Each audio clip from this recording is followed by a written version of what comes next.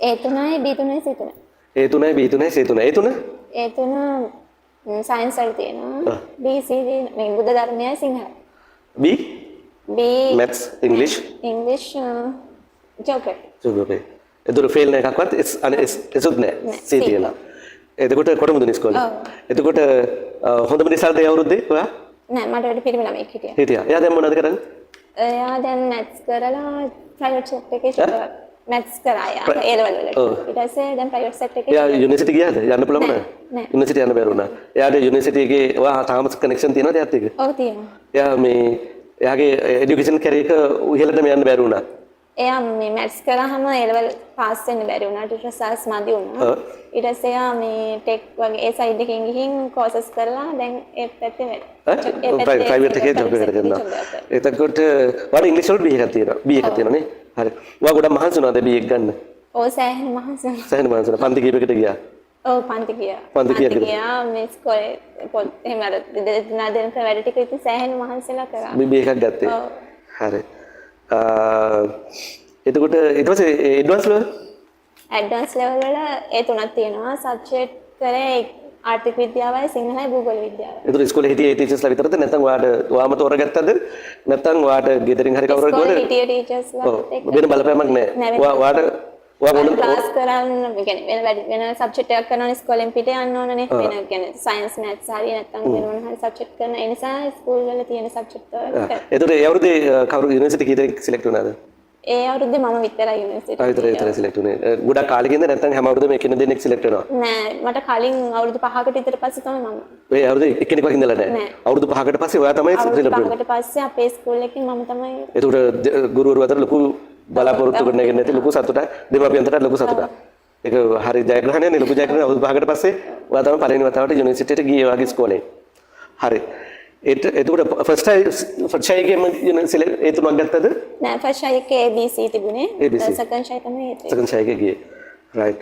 එතකොට ඔයා යුනිවර්සිටියට ගියාට පස්සේ දැන් ලොකු බලාපොරොත්තු අම්මලා ලොකු බලාපොරොත්තු තියෙනද? අයියලා අක්ක මල්ලිනේ.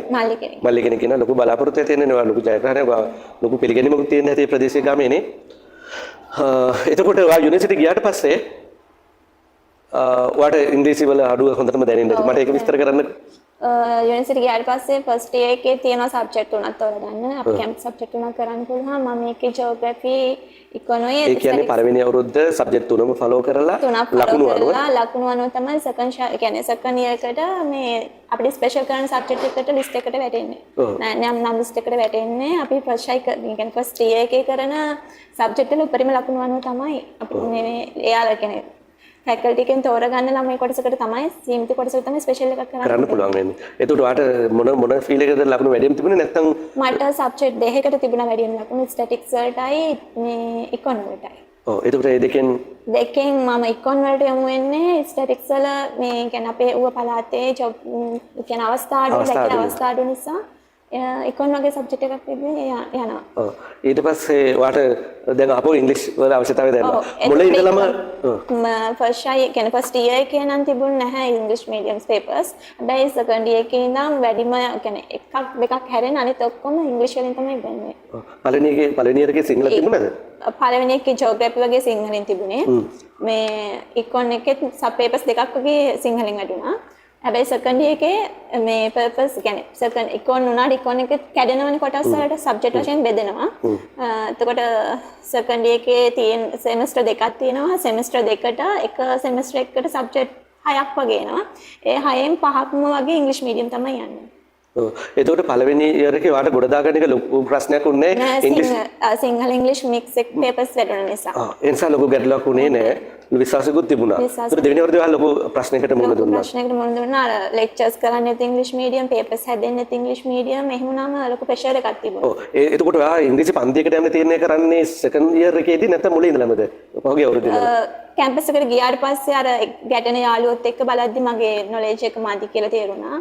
ඒත් එක්කම දැන් අපිට මේ පොතක් දෙනවනේ කැම්පස් එකෙන් ඒකේ ඉයර්ස් වල වශයෙන් තියෙන සබ්ජෙක්ට් තියෙනවා ඒවා මෙයාන මීඩියම් එකෙන් දැනගන්න පුළුවන්. එතකොට තේරුණා මම අනිවාර්යෙන් මේ ඉංග්‍රීසි හදා ගන්න ඕනේ කියලා. ඊට පස්සේ යන්න පටන් ගත්තා ලංකාවේ ඒ වෙනකොට හිටපු ජනප්‍රියම ගුරුවරයාගේ පන්තියට. හරි. ඒ වෙනකන් ඉඳි ජනප්‍රියම සර්ගේ පන්තියට යනවා මේ. ඔයත් එක්ක තව යාළුවෝ යනවද? ඔව් නංගි කෙනෙක් යනවා. මට පහළ බැච් එක නංගි කෙනෙක් යනවා. විතරයි ගියේ. දන්න කට්ටිය. සමහර අනිත් කට්ටිය එහෙම ටියුෂන් යනවද? එහෙම යන අය ඉන්නවා. ගොඩක් ප්‍රසිද්ධ පාසල්වල මේ ළමයි හැරෙනකොට ගොඩක් අයගේ ඉංග්‍රීසි මට්ටම අඩුයි කැම්පස් යන.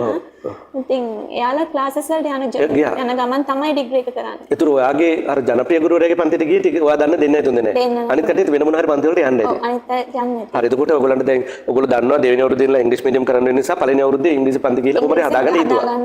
වාට මේ පන්තිය ලොකු බලපෑමක් වුණාද? සැලකිය යුතු සර් හොඳයි. සැලකිය යුතු බලපෑමක් වුණා සර්. මගේ මහන්සියයි එක්ක මේ සැලකිය යුතු බලපෑමක් වුණා. පන්ති ගොඩක් ඉන්නවලු. අනික මේ ඩිග්‍රී එක සබ්ජෙක්ට් කම්ප්ලීට් වෙලා සබ්ජෙක්ට් එක පාස් වෙනවා කියන්නේ ලොකු මේ බලපෑම තියෙන ලකුණු 40ක් වගේ ගන්න ඕන මේ හොඳ ලකුණකට යන්න නම්. ඒ පාස් වෙන්න නම්. එහෙම නැතුව ග්‍රේඩ් එක දැන් අපි කැම්පස් ගියාට අපේ ග්‍රේඩ් එක උඩට ගන්න නම් අනිවාර්යයෙන්ම හොඳ රිසල්ට් එකක් දාන්න ඕනේ. ඒ වෙනුවෙන් තවත් මහන්සි වෙන්න ඕනේ. රයිට්. එතකොට ඔයා දැන් මේ දැන් සෙකන්ඩ් ඉයර් එකේ වෙනකොට ඔයාට යම්කිසි දැනුමක් ලැබුණා පන්තියේ. ඔව් ක්ලාස් එකෙන් යම්කිසි දැනුමක් ලැබුණා. ඒක ලොකු වාසියක් වුණා ඔයාට. ලොකු වාසියක් වුණා ඒක. ඔව්. හරි ඊට පස්සේ ස්පෙෂල් එක කරන්න කොහොමද යදගෙන ගියා අමාරුයි. අමාරුවෙන් ඒ කියන්නේ සබ්ජෙක්ට් එකේ ඒ වෙනුවෙන් වෙනම වචන කොටසක් තියෙනවා. මේ සබ්ජෙක්ට් එකක් යද්දී ස්ථාවර වචන කොටස ඒවත් පාඩම් කරගෙන ටෙන්සස් කියන්නේ මේ ග්‍රැමර් හදාගෙන සෑහෙන මහන්සියක් ගත්තා. එතකොට දැන් ඔයා දැන් අනිත් යාළුවෝ ඔයාට යාළුවෝ අතර හිටියද හොඳටම ඉංග්‍රීසි බැරි කට්ටියත් හිටියද? ඔව් ඉංග්‍රීසි බැරි අයත් හිටියා හොඳටම පුළුවන් අයත් හිටියා. බැරි අයට මොකද්ද ලොකු මොන ඒගොල්ලෝ ලැබෙන පීඩනය මොකද්ද? එයාලට සෑහෙන ලොකු පීඩනයක්. සමහර අය ඩිග්‍රී එක අතහරින මට්ටමට එනවා. සබ්ජෙක්ට් අමාරුනේ කිසි දෙයක් ඔලුවට දාගන්න බෑ. එක්සෑම් කියන්නේ දෙවතාව තුන් වතාව රිපීට් වෙවි සබ්ජෙක්ට් ලියන ළමයි ඉන්නවා. එහෙම නම් ඉතින් එයාලා සමහර අය ඩිග්‍රී එක අතහරින අවස්ථාවලුත් එනවා. ඔයා දන්න කට්ටිය එහෙම අතහැරලා තියෙනවද? අතහරින්න ගිහිල්ලා යාළුවෝ සපෝට් කරලා එහෙම ගොඩදාගත්ත කට්ටිය ඉන්නවා. ඒ කියන්නේ දැන් ඔයාලා කීයෙන් කීයක්ද ස්පෙෂල් කරන්න තේරුනේ? ළමයි 160කින් වගේ 45ක් වගේ. 45 තේරුණා. අනික කට්ටිය ඔක්කොම normal degree. normal degree කියන එකේ ඔයා දන්න හැටියට ඉංග්‍රීසි නැති නිසා ඒකේ ලොකු අර මේකක් නැහැ. ඒකේ ඉෆෙක්ට් එකක් නැති තරම්. එකක් නැති තරම්. ඉංග්‍රීසි නැති නිසා. ඔව්. ඉංග්‍රීසි තිබුණත් මේ කෝස් එක වටිනවා. ඔව් ඉංග්‍රීසි තිබුණත් වටිනවා. ඉතින් ජොබ් වේකන්සිස් එක බලද්දී රැකියාව අවස්ථාවකින් ගිහින් බැලුවාම ඉංග්‍රීසි ඕනම නිසා. ඕනමයි. ඒකට දැන් සෙකන්ඩ් ඉයර් එකේ ඔයා දැන් ස්පෙෂල් කරනවා. ඉකොනොමි ස්පෙෂල් කරනවා. ඒ කරගෙන යනකොට දැන් ඔයා ඉංග්‍රීසි බැරිම කටේ හැලුණානේ. ඔව්. හැලුණා. දැන් ඔයාත් දැන් ඉතුරු වෙලා ඉන්නේ ස්පෙෂල් කරන්න ඉතුරු වෙලා තියෙන ඉංග්‍රීසි හොඳම කට්ටියයි. ඔයා වගේ අමාරුවෙන් කොට දාන කට්ටිය අතර ඉන්නවා. ඒක ප්‍රතිශතයක් ගත්තොත් කීයක් විතර වගේද? 40 100ට 50 40ක් වගේ. 40 දෙනාගෙන්. ඔව් 160 කියන්නේ ස්පෙෂල් කරන් තේරුණා 40 දෙනාගෙන්. ඉංග්‍රීසි පුළුවන් අයද තේරුණා එකෙන් 100ට 40ක්. කියන්නේ අපි 40යිනේ 40න් භාගෙද 40න් 20ක් විතර වගේ. 45ක් තේරුණා එතනින් 25 30ක් වගේ හොඳ 25 තියෙන කටේ සමනෙන් හොඳයි. ඒ කියන්නේ අර 100 ගානකින් නේ නේද? ලොකු ප්‍රමාණයකින් 40ක් කියන්නේ ඒ 40න් උත් 25 30ක් විතර 45න් 25 30ක් වගේ හොඳයි. 25 30ක් ඉතාමත්ම හොඳ මට්ටමේ හිටියා. ඒගොල්ලෝ ජනප්‍රිය පාසල්වල කොළඹ කැන්ඩි වගේ කට්ටිය. වා පුද්ගලිකව හඳුනනද ඒ කට්ටිය? ඔව් ගාල්ල පැත්ත කොළඹ ගම්පහේ පැත්තේ ළමයි හඳුනන. ඒගොල්ලෝ ඉස්කෝලෙත් ටිකක් ලොකුද? ලොකු ඉස්කෝලවලද? මොන වගේ වර මතක ඇති ඉස්කෝල? එහෙමනම් මතක නැහැ ඉස්කෝලේ නම්. කොහමරි ඒ කියන්නේ ඉස්කෝල ලොකු ඉස්කෝල ළමයි ඉංග්‍රීසි දැනුම හොඳයි කියලා මතයක් යුනිවර්සිටි එක ඇතුලේ තියෙනවද?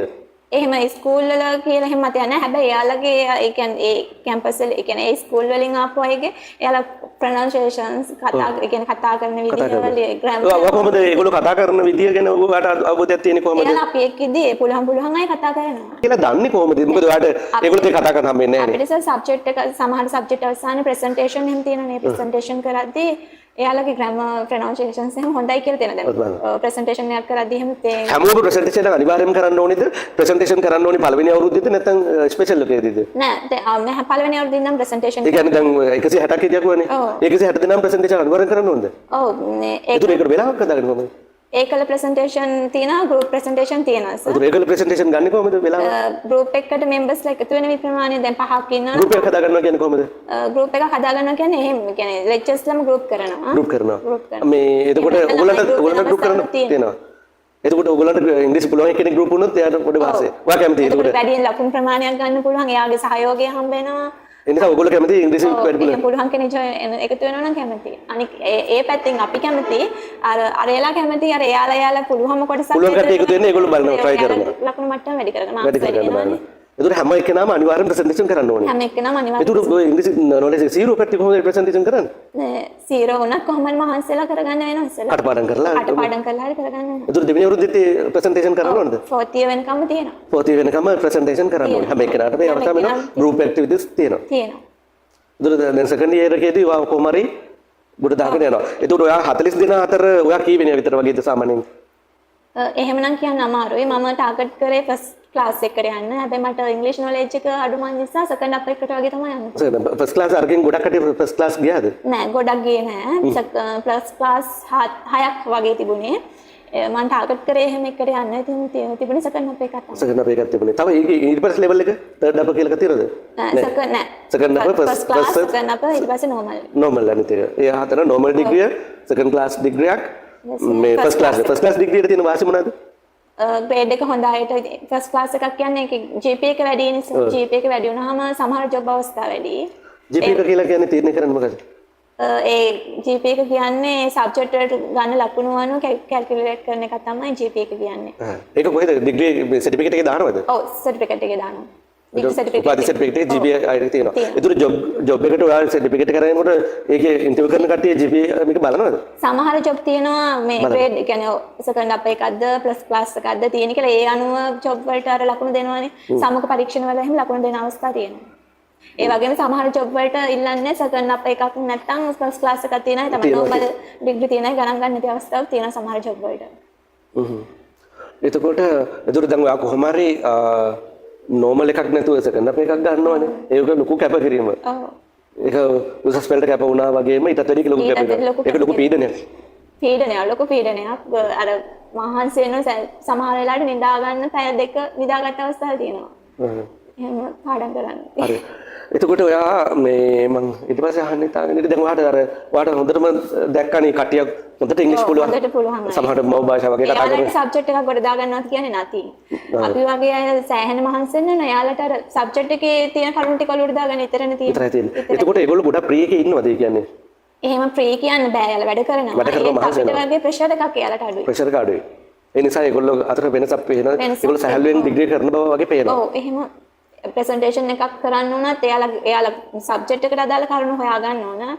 අපි සබ්ජෙක්ට් එක වගේම ප්‍රසන්ටේෂන් එකක් කරන ග්‍රෑමර් හැමදේම හදා ගන්න ඕන. ප්‍රොනවුන්ස් කරන්න. ඒ හැම දෙයකම ලකුණු හම්බෙන්නේ. ඒවටත් එක්ක ලකුණු හම්බෙන්නේ. හැම දෙයකම ප්‍රසන්ටේෂන් එකට ඉංග්‍රීසි වලටයි ඉදිරිපත් කිරීමටත් හම්බෙනවා. ඉදිරිපත් කිරීමට හම්බෙනවා. ඒක අත්පාචාලනය කරලා ඒවත් බලපානවද? ඒවත් බලපානවද? ප්‍රොනවුන්ස් කරන්න හොඳට. ඒ කියන්නේ මම අංග චලනය වගේ දේවල් eye contact audience එක දිහා බලනවද කියලා ඒ presentation skills කියලා කියනවනේ වල presentation skills බලනවා ඒකත් බලනවද